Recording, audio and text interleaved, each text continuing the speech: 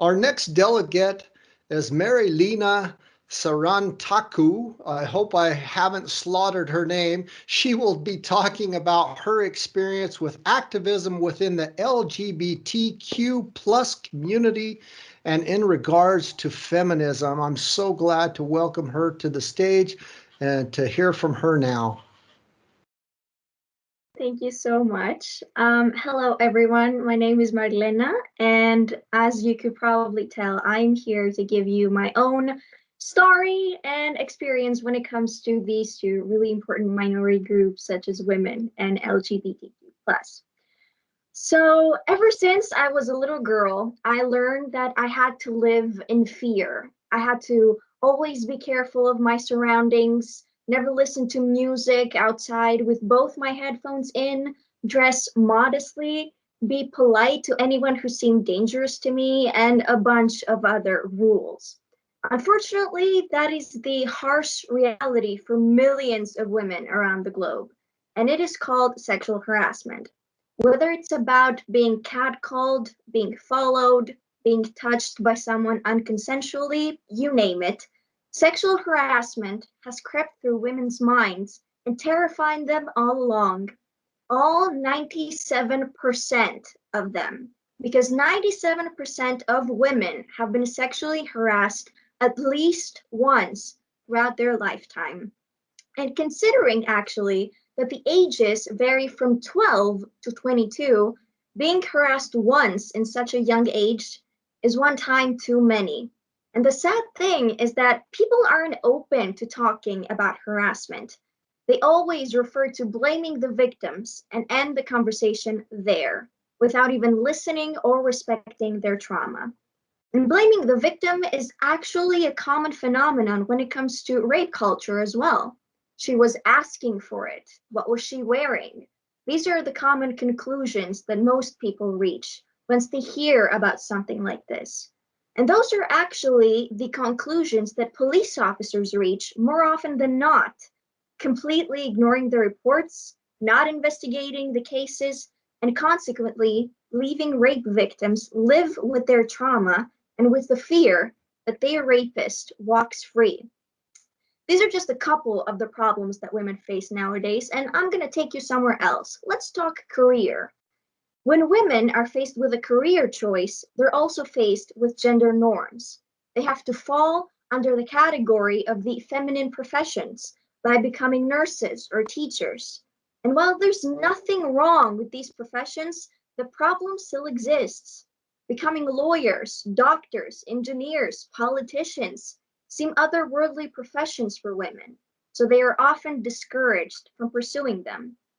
And if they do pursue them, they have low chances of being hired in the first place, because of course, they have the possibility of becoming mothers one day, which is considered unproductive. And even if they do manage to get hired, they don't get paid equally as men, they get harassed or find it hard to climb up the ranks.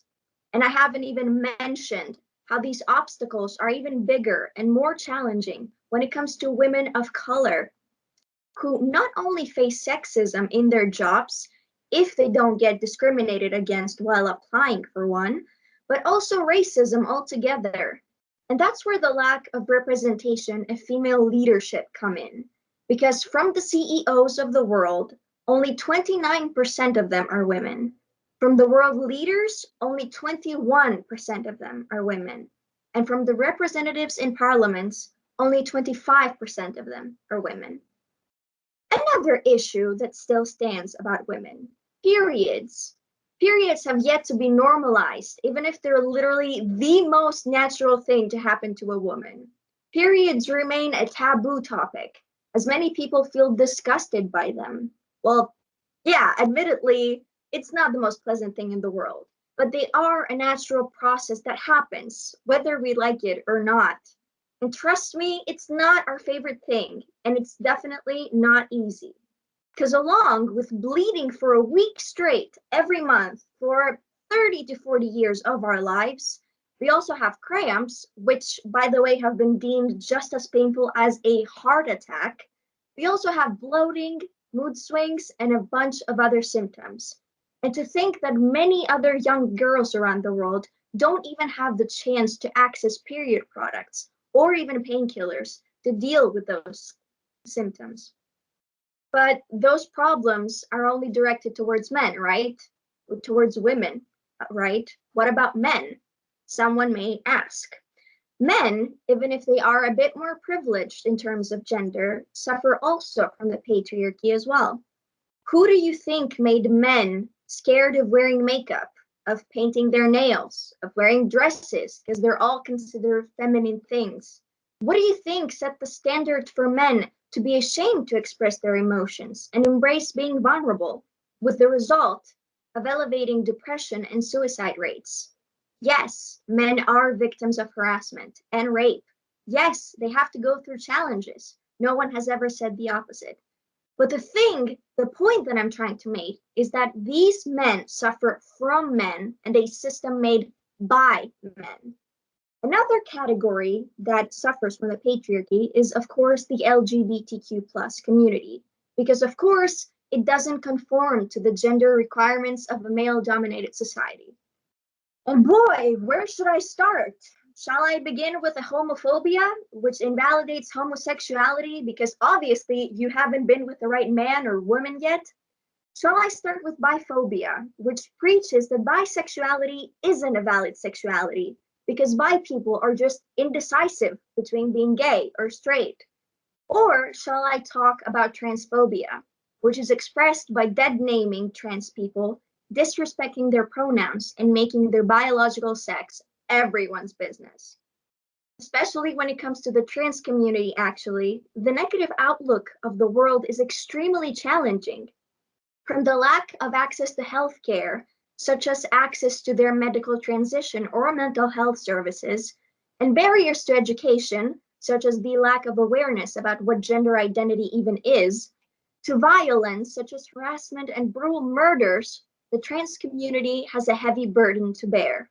And alongside transgender people are also people who are recognized with a different gender identity than the one assigned to them at birth. For example, non-binary, agender, gender fluid, and a bunch of other categories. Those people face similar problems as transgender people, with the most significant ones being the disrespect, again, to their preferred pronouns, the lack of gender neutrality in places of public bathrooms and services. Again, if these problems seem big and terrifying to you in general, I encourage you to think about how much more difficult they are for disabled people and people of color who have to live through double the discrimination and marginalization of society. So, if I could personally write a letter to patriarchy itself as a person, I would say, "Dear patriarchy, screw you, sincerely, everyone." Now, why am I telling you all this? I'm certainly not trying to be a downer or make you feel sorry for how the world sucks. In fact, someone may argue to me, "What do you know about me? You don't know what my life is like." And you'd be right. I don't know what it's like in your shoes. But I want to help fix those shoes alongside others. I want to make them easier to walk through your amazing life in. I want to make them lighter to run after your dreams in. And honestly, I don't expect the big names and the world leaders to solve our every problem. In fact, I expect people like you and me to speak up. Because if there's one thing that I know is that when young people come together, we create a better world through positive change. And besides, if we can all go through a global pandemic, a financial crisis, and a political crisis and come out of them alive, we're either immune to trauma or too powerful for our own good. So, what are we all waiting for? Thank you for listening to me.